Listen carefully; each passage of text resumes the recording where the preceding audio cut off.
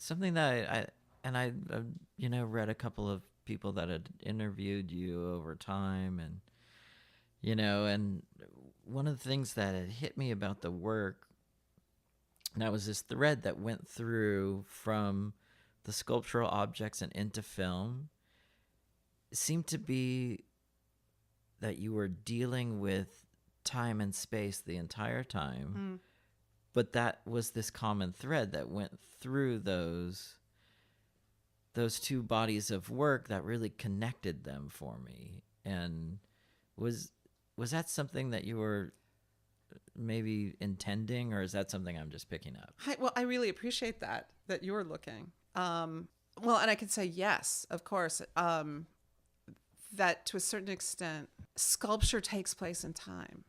I say, I demonstrate this to students by walking around something, right? It's not a picture. Although I'm interested in pictures, it takes time to look at them. But certainly a quality of a three-dimensional sculptural object is you have to move around it.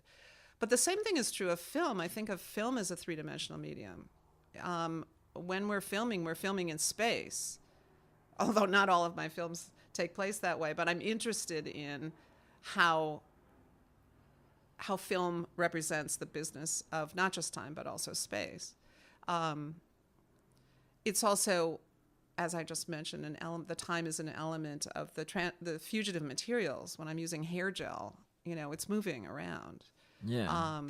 And this is like unstable model. That's a piece that I feel like has that direct correlation to the films. Yeah, that's when I was really like, I'm so tired of making things that don't move.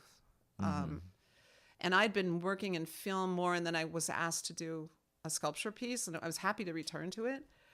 But I couldn't stand the idea that it wouldn't move. So I put a motor on it to make it move.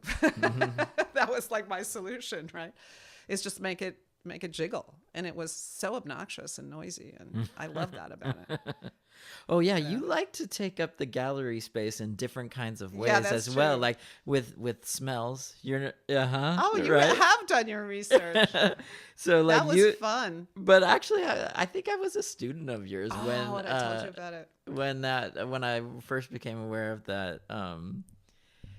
But I always thought that it was genius. It was the Vicks Vapor Rub. It was Vicks Vapor Rub that I've turned Vicks into a candle. Yeah.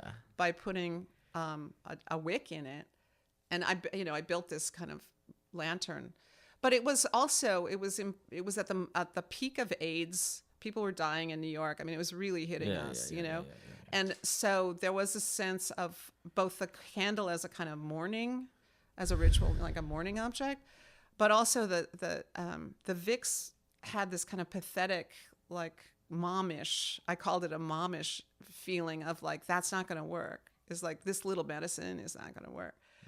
Okay, so I had a real visceral reaction to bomb. It's the end of October now. Just a few more days and it'll be Halloween. And there is something spooky.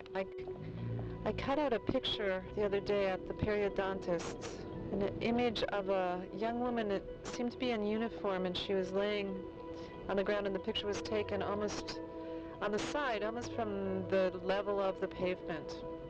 So she was in a kind of a profile, and she had this sort of sublime, peaceful look on her face.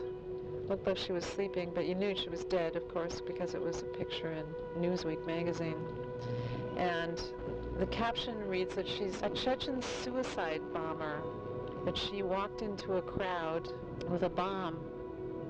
And the picture is kind of from her chest up. Oh. And yeah, that's my feeling that I got after I got done watching it was that we could all be suicide bombers, and perhaps all of us are. We just haven't done it yet. That's great. And I don't know if that was the intention, but I had this visceral feeling that maybe I was a suicide bomber. And it was weird, right? Because it was like, okay, so the film, and everyone should go and find this, and I believe I saw it on Vimeo, it's on my maybe website, it's on your site. It was on your site, which is streamed from Vimeo. Yeah, and I think it's because of the point of view of the camera in it, and the anonymous nature of can we call them characters? Subject? No, they're not subjects. I don't know. The ones in the image or the Yeah, ones I'm talking The about? ones in the image, but then there's the narration over the top, Yeah. which is the thing that really Yeah. kills you, because you're like, this narration could be talking about anyone Mm-hmm. Yeah. and everyone, and then there's just like, it seems like the anonymous type people in the actual video, or like, They could are. be me, could be you, could be Absolutely. anyone. Yeah. First I have to say, Tom, I'm absolutely thrilled that you had a reaction to that old little piece that I don't think has ever been shown anywhere. Maybe it has. I don't remember, but it's like at least 15 years old, I think. Yeah, but Yeah, it's unfortunate how timely it is. Oh, Yeah. this is Yeah. so nice. Hi. Oh my goodness. Hi, He loves art. Frankie. Welcome to Art Frankie's Traffic. our You're the mascot. The official mascot of Art Traffic is Frankie, the cat. Wait, Frankie. Actually, I'll show you something. I can cock him like a gun. Are you getting this? Yeah. It's a little heavy now for me to do this, but I used to go. Frankie.